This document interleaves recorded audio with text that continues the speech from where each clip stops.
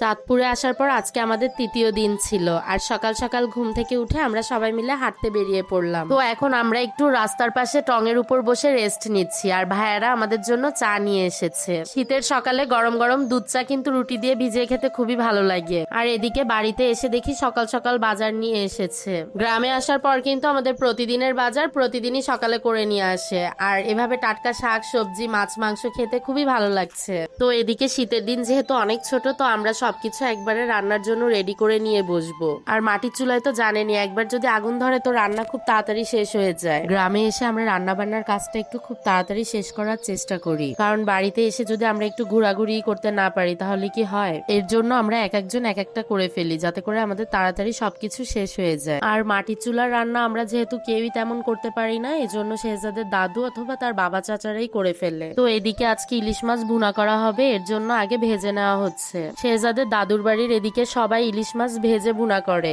কিন্তু আমি কিন্তু এটা একদমই পছন্দ করি না। আমার কাছে কাঁচা ইলিশ মাছটা মশলার মধ্যে কষিয়ে রান্না করলে বেশি ভালো লাগে। আর এখানে ওরা সব মাছই প্রায় ভেজে ভুনা করে অথবা ঝোল রান্না করে খায়। তো কি আর করার, আমারও এভাবে খেতে খেতে এখন অভ্যাস হয়ে গিয়েছে। আসলে এক এক অঞ্চলের রান্না এক এক রকম। তো যাই হোক, যদি রান্না ভালো হয় তাহলে কিন্তু খেতে বেশ ভালোই লাগে। তো এদিকে কিন্তু ইলিশ মাছ ভুনায় কোনো বাটা মশলা ব্যবহার করা হচ্ছে না। আর ইলিশ মাছের যেহেতু আলাদা একটা স্বাদ আছে, তো বাটা মশলা ব্যবহার করলেও তেমন ভালো লাগবে না। এদিকে শুধু হলুদ মরিচ আর জিরার গুঁড়া দিয়ে কষিয়ে নেওয়া হচ্ছে, সাথে কিন্তু কিছু টমেটো দেওয়া হয়েছিল। ভালো করে কষিয়ে নেওয়ার পর এরপর ঝোলের পানি দিয়ে দেওয়া হয়েছে, সাথে মাছগুলো দিয়ে দেওয়া হয়েছে। কিছুক্ষণ জাল হওয়ার পর লাস্টে ধনিয়া পাতা দিয়ে উঠিয়ে নেওয়া হয়েছে।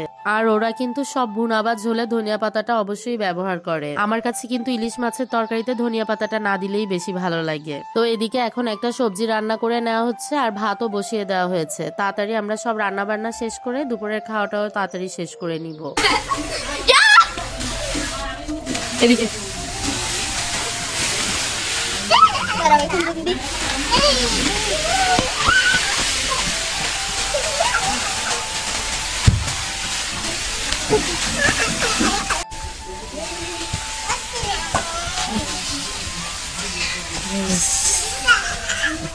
দেখলেন তো, এদিকে কিন্তু বাচ্চারা বেশ মজাই করছিল। আর এখানে শেহজাদের বাবা হঠাৎ করে একটা ঈগল পাখি নিয়ে আসলো। মজার ব্যাপার হচ্ছে, আমরা ভেবেছিলাম একটা বড় হাঁস নিয়ে এসেছে, কিন্তু সামনে আসার পর দেখলাম এটা ঈগল পাখি। আর পাখিটা কিন্তু খুবই অসুস্থ ছিল। তো যাই হোক, অবশেষে পাখিটাকে আর বাঁচানো যায়নি। তো এদিকে এখন বিকেল হয়ে গিয়েছে, আর আমরা কিন্তু সবাই ঘুরতে বেরিয়ে পড়েছি। ঘুরতে বলতে আমরা কিন্তু বেশি দূরে কোথাও যাই না, এই আমাদের বাড়ির আশেপাশেই একটু ঘুরতে বের হই। আর এদিকে কিন্তু আমরা আজকে 4 বউ মিলে একদম সেম ড্রেস পরেছি।